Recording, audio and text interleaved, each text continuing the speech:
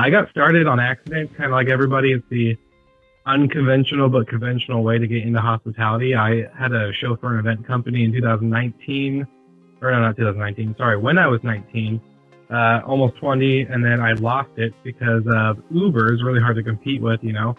And so, long story short, as a young 20-year-old, I got into hotels. I went to work at a luxury hotel, 4-diamond property with Marriott, and I fell in love. I love taking care of guests, creating moments, the experiences, and I was there for about 2.5 years, and then I moved to the Oregon coast to go work on the boutique side. I wanted to see what it was like to work with an independent owner and kind of be more creative with standards and rules and how the way the property was formed and what we offered as a collection. So moved to the Oregon coast, but I had that entrepreneurial itch, so I started a podcast. I was wanting to learn more, and that's kind of how my journey got started. I was encouraged by I had an entrepreneurial itch outlet to teach myself new things in the industry with, you know, revenue management and marketing and all the other kind of, you know, hospitality, hotel stuff you can think of.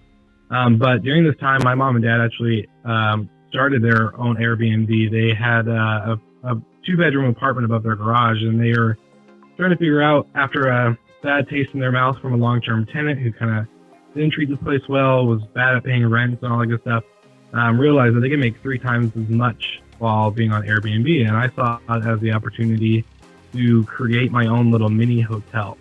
So I took that concept and I ran with it. And long story short, 2019, December 27th was my last day as a hotel manager. I quit my job 3 weeks prior. I gave them 3 weeks notice to then run my podcast full time and start a luxury vacation rental management company. And little did I know this little thing called COVID would come out and kind of put the world at a big halt.